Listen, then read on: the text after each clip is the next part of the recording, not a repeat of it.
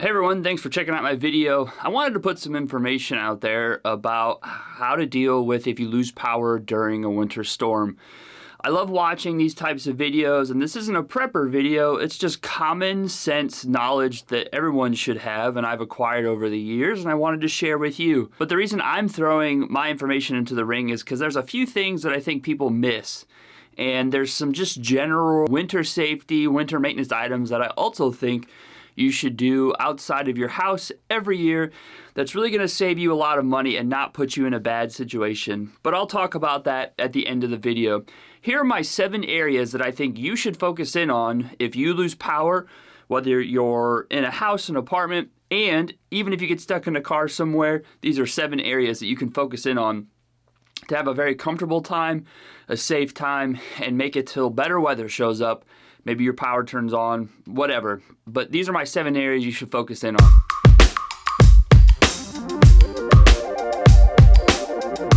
These 7 areas that I'm going to focus in on come from a lot of experience that I have with being in the outdoors. Whether it's through professional or for fun events, I've worked on these and I've applied these. And again, this isn't a prepper video. These are just common sense things that you can follow to stay safe, stay warm, stay happy. The first area I want to focus in on is shelter. If you're in a building, regardless of where it's at or what level or what have you, go to an inner room. Just like with a tornado, you want to create some distance and some security. The other reason that you want to move to an inner room is because you can keep it warmer and you're padding yourself with air, which can hold and store heat energy from the outside. If you have kids, this is a great time to maybe use a playroom or whatever. Basements are great, but cold air settles, so you might get a lot of cold air down in the basement, which can be a problem. You want to pick a room, again, that's on the inside of the building, the interior of a building, away from windows and walls, because you can get a lot of draft and heat transfer. One thing people do get wrong is they say seal the room off. That can be dangerous because if you're trying to heat it as well, or just from being in a room for a prolonged period of time, if you don't have good airflow, you're not going to get good oxygen to breathe. It's always good to have a plan at your house. FEMA and a lot of the other government agencies say have a plan, and this applies here as well. So you want to pick a room that's going to accommodate comfortably the people that you're with, whether it's your family, friends, coworkers, whatever that may be. If you only have one room, maybe you live in a studio apartment, having a tent that you know that you can set up inside will create a nice space for you to start to create some warm air and trap some warm air in. If you have kids, this is also great to make it a fun outing for them. They might feel a little stressed, so bring some toys. I have some tents for my kids that they can play with and pretend like we're camping inside. Turn on a little fire video on your cell phone, whatever that may be. So another thing with shelter, and if you're in a car, is you really can't go to an inner space. And if you're in a car, you really need to shut the car off, but you can use blankets and other jackets, anything extra, and hopefully if you're traveling in the wintertime in a vehicle, you do have a survival kit. You can pad a back seat space, or if you're in a van, or depending on what type of vehicle you're in, you can pad out the windows and the overhead, the roof with a blanket. But you also don't want to tape up the windows or the bottom of the doors because, again, if you're going to trap yourself in a space and you're going to seal it off, eventually you might run out of oxygen. It's also important if you're in an inner room or if you're in a car, again, not to run the car or to run anything that is not rated for indoor heating. There's been more than a few documented cases of carbon monoxide poisoning because people are not burning the correct source of heat, if you will, inside of a house or inside of a vehicle. So it has to be interior rated. Camping stoves are not safe to use inside, as well as chameleon, salamander heaters, forced air heaters. There's a Mr. Heat Buddy that's a good product. Candles you could use as long as you have a slight draft. You just have to be careful because you don't want to burn up your oxygen and then pass out and then continue to burn the oxygen in the space. It's just bad. So be careful. Your body heat will do just fine, especially if you can stop heat loss and create a heat dome, kind of like think of like a hot air balloon. You're trapping heat in a space and you can continue to warm it up. It's how igloos work so well. They're not insulated like a jacket is, but they create a space for warm air to get trapped, and you continually build up that heat from your movement, from your body, from your breath, and you can warm it up. Again, if you have kids, you have to kind of make it a game, make it entertaining, grab some toys, don't overcrowd. Everyone's going to want some space. And again, staying in a building is much easier than in a car somewhere. So again, be prepared, especially if you're traveling over the winter. Have some stuff for kids to do. But then also if you're in a building or at home, make sure that you also have a plan. It's good to have a plan in case something happens. Section 2, round 2. So the next thing you need to focus on is food. If you're at home or at work, you have plenty of snacks, preserved snacks. I like to eat those first because when it's dried, it doesn't require cooking. Conserving fuel for staying warm is your priority. If you don't have the correct methods to cook inside, like some type of electric burner that you might be running off a generator, you probably have to go outside or in a well-ventilated area to cook off a camping stove. Again, camping stoves are not safe to burn inside, any type of camping stove. If you have a wood-burning stove, you can cook on that. I really like wood-burning stoves. Kerosene heaters, if you're smart, I don't recommend it, but there are ways that you can use to warm up water, melt water on top of it. But that's also a really nice way to stay warm too. So again, conserve food, conserve water. Eat the stuff that's dry first because the perishable items can go outside. It's cold outside. You have a freezer if you don't have power outside or in your garage where it can stay cold and secure. If you're traveling, they have emergency food bars. It kind of looks like this. You can find it on Amazon. I'll put the link below. I like to keep a bunch of those around because they have a really long shelf life. They taste okay. It's really just consolidated nutrition, and you can take that with you. Again, if you're traveling, you should have a preparedness plan. You should have a bag with some water purification, as well as those snacks, high-energy snacks. You're going to burn more calories when it's cold outside, so that's one reason why you want to stay warm as you can, because you're going to burn less calories. But again, if a power goes out at your house, it could take them a week or two to get the power back, and you're going to have a lag in food supplies. Not very often you're going to have the whole country affected by like a snowstorm. It's going to be very regional. So we're not trying to do long-term wilderness survival here. It's just to stay comfortable, maybe for a couple of days. Where I live, the longest power outage that comes to my mind was like 5 or 6 days for certain areas in the city that I live. And you can eat whatever's on your pantry and be fine.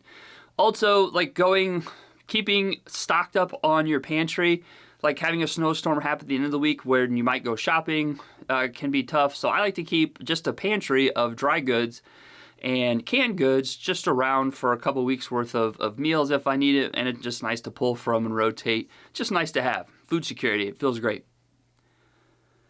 Number 3 is water. Water is important, but when it's snowing outside, you can get plenty of water. If you go out, scoop the snow off of some areas, melt it, boil it for 5 or 7 minutes. I like to boil mine for 10, and then maybe run it through a filter to add some flavor. You'll have plenty of water. If you lose power in your house or any building, you do want to crack a couple of your faucets to keep water rotating through your house so that the pipes don't freeze, but just a slight trickle. Keeping some water in your basement's a great way to just have water around, bottled water. Try and plan for a few bottles a day just for drinking alone, let alone you're not going to shower because it's cold, and you're probably going to be able to get snow to melt for water. So I like to have some bottles, a couple of cases of bottled water for convenience for the summertime, but also just a quick source to get some clean water going so that you can stay hydrated, maybe make some backpacking food. If you're traveling, having some iodine tablets or a life straw is really nice. You can have like a jet boil, which is one of my favorite emergency stoves, in your car. You can't fly with it, but you can definitely have it in your car if you're driving someplace. And that's a great way to boil a few cups of water so that you can continue to stay hydrated. Having a water bottle in your car is a great way to store it. And it's pretty easy to find water when it's snowing outside, as long as you treat it. And remember, don't eat yellow snow. But there's lots of different ways to purify it after you melt it. It's also great to boil it. You also want to filter it to get all the crap outside. Water's not a big concern. It's getting clean water that's always a concern when it's snowing outside. So have some sources to filter it, clean it, as well as some fresh sources ready on hand. Number 4 is heat. This is really important if you're really anywhere, because heat's probably your number one killer if it's cold outside. Because especially if it's like it gets sometime in the Midwest, 30, 40 below zero or colder, depending on what region you're in, that's probably going to get you first. It's going to make things very uncomfortable and create a lot of problems. So again, creating that inner space inside your house where you can keep warm with body heat, with candles, inside of a tent, in your living room, in front of the fireplace, whatever it may be. This is also why that ventilation is important. I said it once and I'll say it again. If you're going to use a heater, make sure it's indoor safe. It can create carbon monoxide, which is a silent killer. I like to use kerosene heaters in my fireplace along with some candles. It works really well. It's pretty nice to have. The issue comes if you live in a place like an apartment or condo or a house that doesn't have a fireplace. If you're pretty tech savvy, you might have a gasoline generator around. You can have a breaker on a second breaker wired into your house so you can plug the generator in and fire up your gas stove. If you're pretty self-reliant, you might have a wood-burning heater. It's kind of cool. They're pretty neat. But if you're in an apartment, you don't have a fireplace, and you're kind of dependent on someone else to supply your electricity, candles are a great bet, or a kerosene heater. But kerosene heaters need to be maintained. So if you want something that's low maintenance, putting a tent into a room in your house, keeping the door cracked for good ventilation, and having some candles going, and then keeping your body heat in there is a great way to stay comfortable. Also, clothing and sleeping bags are super important. Having things that are loose fitting, a tight base layer that sits close to your skin to wick moisture away, but then lots of puffy windproof layers is the best way to stay warm. Keep your hat on, keep your gloves on, have some sleeping bags and those candles, and you'll be fine.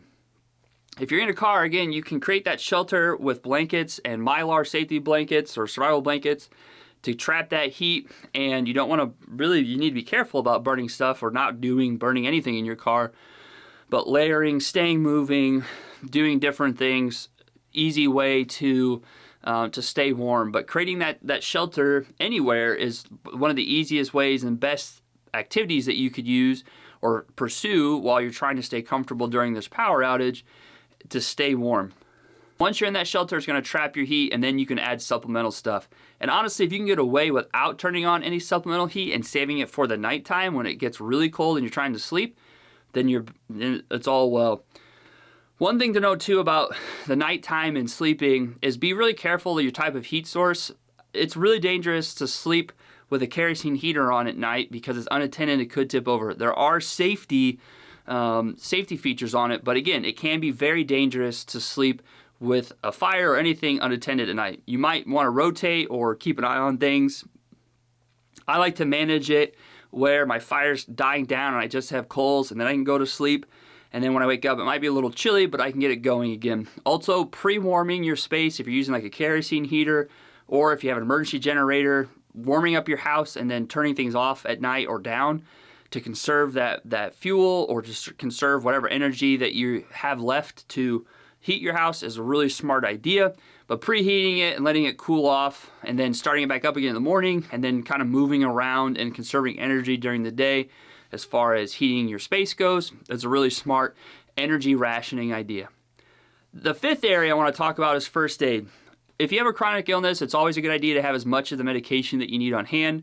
But as far as cold weather injuries, you might have frostbite, might have hypothermia, so those are things that you want to keep dry blankets around for. A lot of different ways to treat that. I don't anticipate a lot of those issues if you're inside, but having Band-Aids, your basic stuff, ibuprofen, water, electrolytes, any type of cold medication that you might need, just the simple stuff. If you're traveling, again, you're going to have probably a pretty good supply of medication on hand.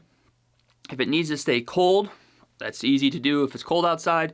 If it needs to stay room temperature, you can put it inside of your jacket to use your body temperature to stay warm. But there's really no specific first aid supplies that you need for this other than what you might need normally.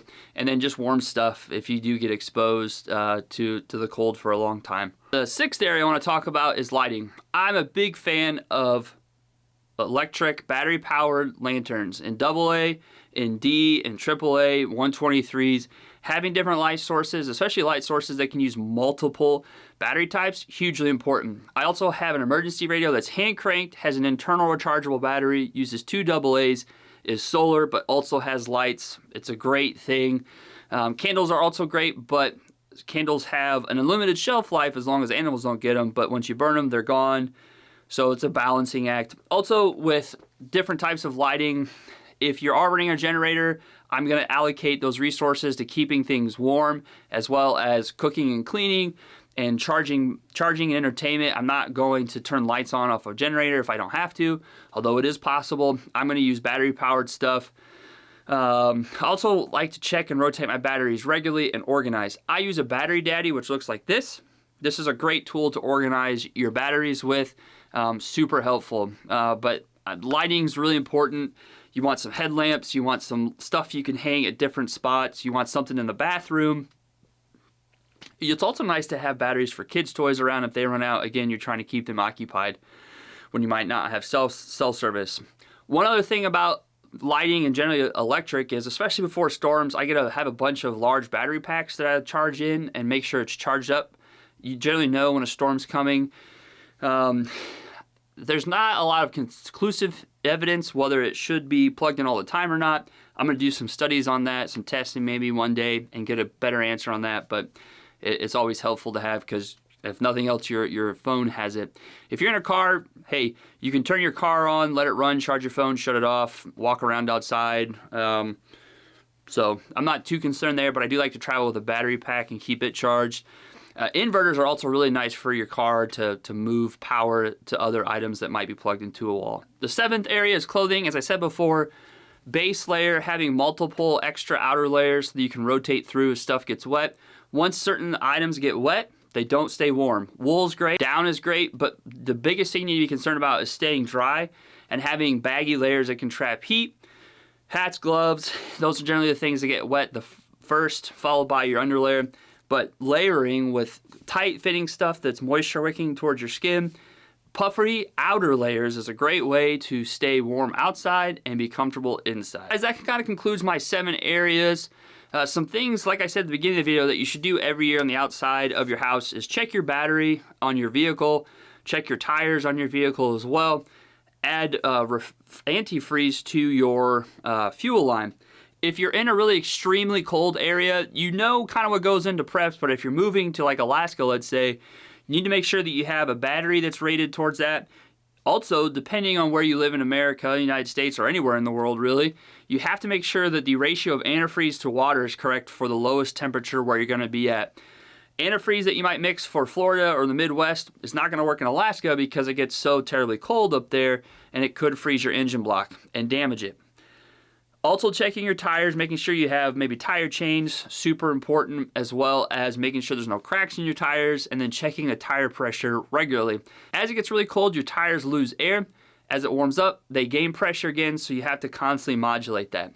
Also, when you're outside, I like to make sure that my outside spigots are insulated. Also want to make sure that my firewood is stacked and staying dry with plenty of tarps and seasoned. Also, you want to start your generators and snow blowers regularly and then keep a maintenance log. There's nothing worse than needing a generator and it not starting because your gas went bad or you weren't running it regularly or maintaining it. Check your spark plugs and filters regularly, change your oil annually, run it for a few minutes every month, and then don't use ethanol gas. Use ethanol-free gas and use Sta-Bil.